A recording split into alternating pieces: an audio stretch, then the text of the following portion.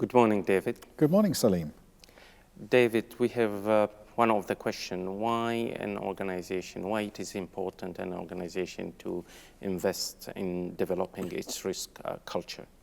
We talked in the last question about what a good risk culture looks like, and it is important for an organization to invest in this because culture, you can't have no culture.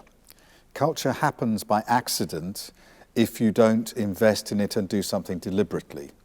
So if we just do nothing, we say, well, the culture will be what it will be, and we don't take it seriously, then we develop a culture towards risk, which just happens to be the values and beliefs and knowledge and understanding that exists about risk, which might be completely wrong.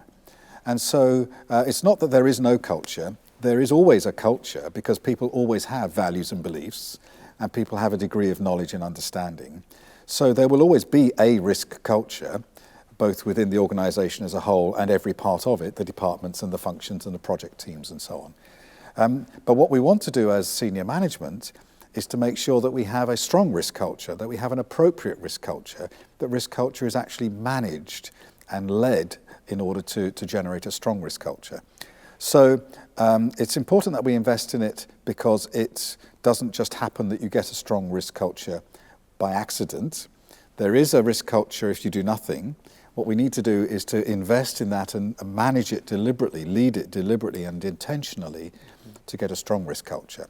The other thing is to invest in it because culture can decay, culture can decline over time.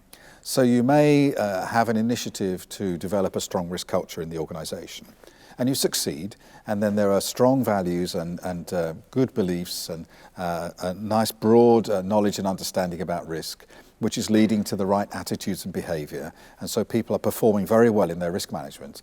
And then the senior management says, yes, good, we've done that. We've got a risk initiative going, we have a nice risk culture, risk management is fine, everything is good. You take your foot off the pedal and then just slows down. And over time, people adopt different values. People change their knowledge and understanding. Some people leave the company and some come again with different values. And so the risk culture will decline if we don't continue to invest in it. So it's important that we see it as something that requires attention and action. We've talked about those two words several times in the past. And that culture doesn't happen just by accident. There will be a culture if we do nothing. In order to get a good, strong risk culture, we do need to do something. And then having done something and invested in it, we need to maintain it in order to make sure that we keep effective risk management in practice.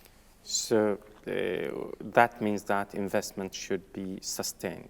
Yes, that's right. Should be sustained. And certainly there are examples. In the UK, I did a lot of work in my early career with the Ministry of Defence.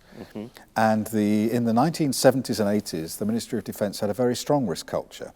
And they invested in risk specialists and in analysts and in developing collaborative risk registers with their contractors. And it was a delight to work with the Ministry of Defence on the risk side. And then they got a little complacent and they said, this is great, we know how to do risk management. We'll pay attention to something else. We'll look at strategy development. We'll look at collaborative team forming. And they took their eye off risk management and focused on something else. And over a period of about 3 or 4 years, their risk culture declined. And also in the defence sector, people tend to move quite often. They're promoted to a different level. Maybe 2 or 3 years, they go to somewhere else. So the people changed as well. And so the risk culture in the Ministry of Defence in the UK in the 1990s was not so strong. And it wasn't given so much attention. And some of the projects started to go wrong. And they realised something's wrong here. And so in the early 2000s, they gave more attention to it again. The culture was strengthened. And then again, something changed and they just gave it less attention. Now it's coming back again. So there's a very good case study, an example, where there was an investment in risk management, but it wasn't sustained. And the culture just declined until it was given attention again. And so to save your investment, to protect your investment, it is necessary to have a sustained attention to risk culture over time. Is the ecosystem of the organization help in this regard?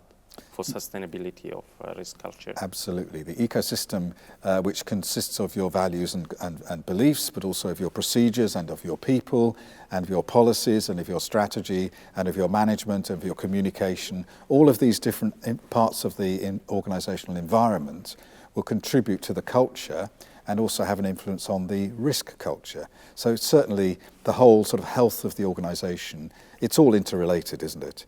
And so the risk culture is also influenced in that way. So how do we measure this investment? How do we say this organization is investing a lot in a risk culture and this one is not investing? Is that in terms of finance or what? Well, it's not.